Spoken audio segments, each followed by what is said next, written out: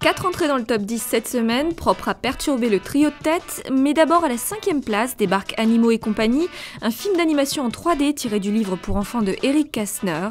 L'histoire de Billy le suricate et de son meilleur ami Socrate, un lion végétarien qui attendent l'événement de l'année, la crue qui inonde le delta et assure la survie de tous. Pourtant cette fois, l'eau n'est pas au rendez-vous, bien décidé à comprendre pourquoi, le suricate et le lion s'embarquent dans une grande aventure d'où les humains ne ressortent pas franchement grandis.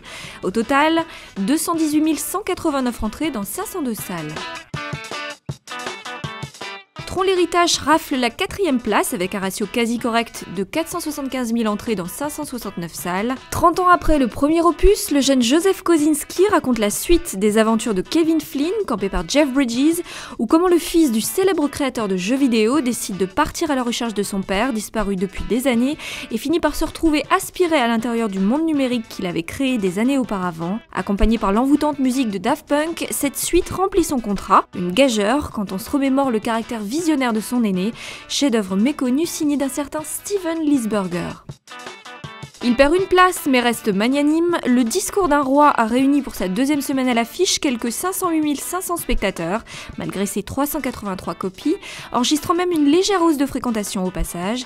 Bilan sur 15 jours, plus d'1 million d'entrées pour ce film historique réalisé par Tom Hooper, relatant la lutte du futur George VI contre son bégaiement, où l'on apprend que le père de l'actuelle reine Elisabeth aura été contraint de vaincre son handicap pour assumer pleinement son rôle, alors que l'Europe gronde à l'aube de la Seconde Guerre mondiale. On attend de savoir si Colin Firth raflera l'Oscar du meilleur acteur après le Golden Globe. Black Swan rafle quant à lui la 2e place avec quelques 714 000 entrées dans 300 salles.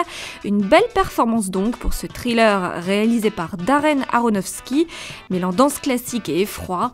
Ce film porte à l'écran Vincent Cassel qui y voit un thriller presque paranormal, tout le côté fantastique provenant de la folie du personnage principal, une danseuse interprétée par Nathalie Portman, un cygne noir à la beauté plastique incontestable. Statu quo pour le franco-belge Rien à déclarer qui reste leader du classement avec presque 1,8 million d'entrées et déjà 4,6 millions au total en 2 semaines. À noter sur vos tablettes la 2e salve d'une programmation spéciale vacances scolaires sortie ce mercredi, comme Largo Winch 2, Halal Police d'État et Gnoméo et Juliette qui vont certainement bousculer le classement.